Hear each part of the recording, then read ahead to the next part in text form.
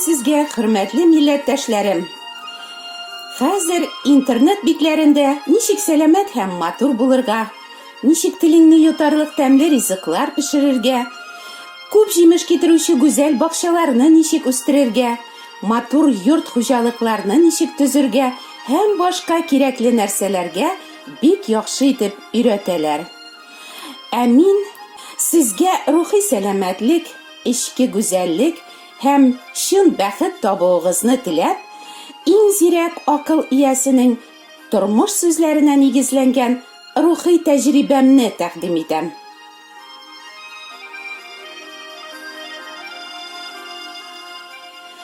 Мин үзем инде 7-нче дистәне ваклаган өлкән хатынмын. Ирем белән 40 ел буе гомер итәбез. Шушы гомер эчендә тормыш мине күп кенә нәрсәләргә өйрәтте. Тормыш үзе биргән тәҗрибәне без югары белем алып та, дөньядагы күп китапларны укып та ала алмыйбыз. Худайның ихтыярын сорап, бу насихат сүзләре бәлки кемнәрдер өчен файдалы булыр. Аларга да чын бәхет юлын ачар дип, шушы тәҗрибәм турында шаһидлек итәргә телим. Мәктәптә укыган чагымнан ук мин китаплар яраттым. Аларны укып, күп белергә, тормышны аңларга, хыялымдагы мәхәббәткә һәм бәхеткә ирешергә бик теләдем. Кем генә теләми икән чын мәхәббәт һәм бәхет табарга. 16 яшемдә очратып, 6 ел дуслашып йөргәннән соң, үзем сөйгән чибәр егеткә кияүгә чыккач, мин инде чын мәхәббәт таптым һәм хыялымдагы бәхеткә ирештем дип уйладым. Бик күп кызлар кебек үк, яраткан кешем мине бәхетле итәчәк, матур гаилә корып, балалар үстереп, җырларда җырланган пар күгәрченнәрдәй шөкердәшеп кенә яшәрбез дип өметләндем. Ләкин мин көткәнчә түгел, ә бөтенләй башкача булды тормыш юлым. Ни өчен дигәндә, Аллаһы миңа байтак авыр сынаулар әзерләп куйган булган.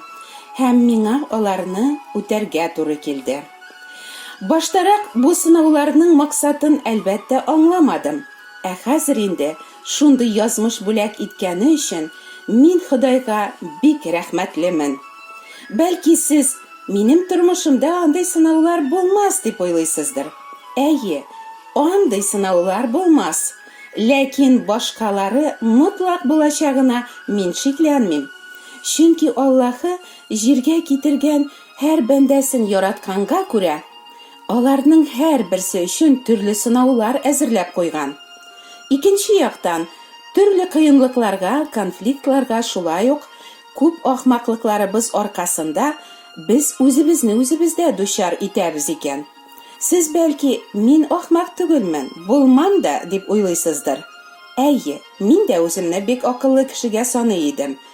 Мәктәпне 5-кә генә тамамладым, кызыл диплом белән педучилище бетердем, соңыннан читтән торып институтта укыдым. Байтак еллар балалар укыттым, философия, психология, парапсихология кебек фәннәрне үз башка өйрәнеп, тормышымда кулланып яшәргә тырыштым. Мин дә акыллы булмагач, кем булсын дип исәпләдем. Ләкин буларның барысын мин хәзер буш нәрсәгә исәплим. Чөнки алар миңа тормышымдагы сынауларны дөрес үтәргә дә, чын бәхет табарга да ярдәм итә алмадылар. Гаилә корып яшәүнең беренче айларыннан ук төрле конфликтлар, аңлашылмаучылыклар, үпкәләр, канәгатьсезлекләр туа башлады. Мин буларны көтмәгән идем. Каян килеп чыкты алар? Мин бит иремне бик яратам, яхшы хатын булырга телим. Нишләп безнең арада низаклар чыгасың дип мин бик кайгырдым, уйландым. Аутотренинглар үтеп, тестлар шишеп, ызгыш чыгара торган кнопкаларга басмыйчарак яшәргә, бөтен көчемне, белемемне кулланып, бәхетле гаилә корырга тырыштым. Юк, буларның файдасы бөтенләй булмады диярлек, яки гел вакытлыча гына булды. Тышкы яктан безнең гаилә бик матур күренсә дә, аның эчендә канәгатьсезлек, ачу, үпкә, үч кебек нәрсәләр җитәрлек икәнен мин яхшы белә идем. Җитмәсә, беренче кызым да чирле туды. Хастаханалардан хастаханаларга күп йөрдек. Санаторийларда, экстрасенсларда, массажистларда, өшкөрүче муллалар да калмады. Алга китеш бик күренмәде. Озакламый мин инде үземне бәхетсез итеп тоя башладым. Ходай, нәрсә өчен бу дигән сорау туды минем күңелдә. Дөресен әйткәндә, мин Алланы бик күпләр кебек үк хәүф-хәтәр, кыенлык килгәндә генә әзрәк искә алып яшәдем. Барысы да яхшы булганда, ул миңа кирәкми иде. Мин үземне тикшерә башладым һәм беренче шундый нәтиҗәгә килдем. Әйе шул, әлбәттә, син, Алла, миңа бу газапларны юкка гына җибәрмәгәнсең. Мин бит синең барлыгыңны белсәм дә, тормышымны синең катнашыңнан башка гына корырга теләдем. Хөрмәтле дуслар, бәлки сез дә тормышыгызны Алла катнашлыгыннан башка гына коргансыздыр. Бәлки сез дә кыенлык яки кайгы килгәндә генә Алланы искә төшереп, аңа гарәпчә дуга кылып куясыздыр. Я булмаса, бисмилламны калдырмыйм, кешеләргә изгелеклемен, хәерләр дә биреп торам, булдыра алганча гореф-гадәт, дини йолаларны үтәргә тырышам, тагын ни кирәк дип уйлыйсыздыр. Әйе, ата-бабаларыбыз безне шулай өйрәтте. Ләкин, милләттәшләрем, Аллаһы ата-бабаларыбыздан бөегрәк икәнне һәм иң элек Аллаһының өйрәтүләрен тотарга кирәклеген сезгә аңлатып торасы юктыр дип уйлыйм. Менә шул бөек Аллаһы кешеләргә үзенең сүзендә Аллаһы әмрен читтә калдырып, сез кеше урнаштырган йолаларны үтисез. Сез үзегезнең юлагыз белән Аллаһы сүзен юкка чыгарасыз һәм шуңа охшаган төрле эшләр эшлисез дип әйткәнен мин ул чакта әле белми идем. Тормышыбыз көйле, рәтле һәм безгә яхшы булсын өчен тормыш бүләк итүче инструкция да биргән икән.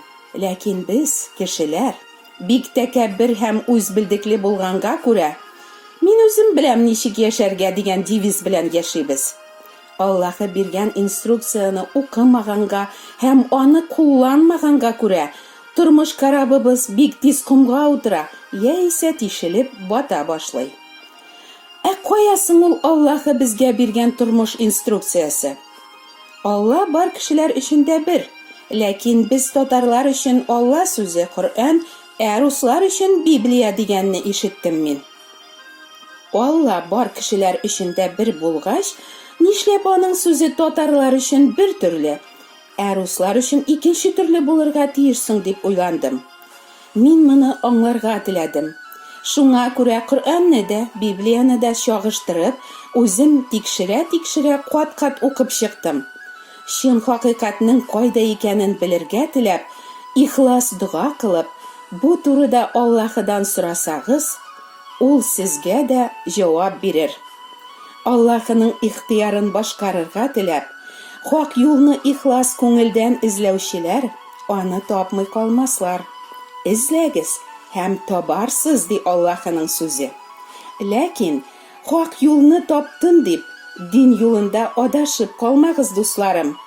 Чөнки Аллаһы безгә дин тотарга түгел, үзенең сүзләренә иман итәргә, Раббының вәгъдәләренә ышанырга куша.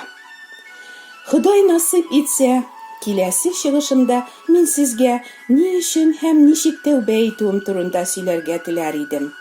Үзегезгә һәм якыннарыгызга Худайның фатихалары булсын. Амин.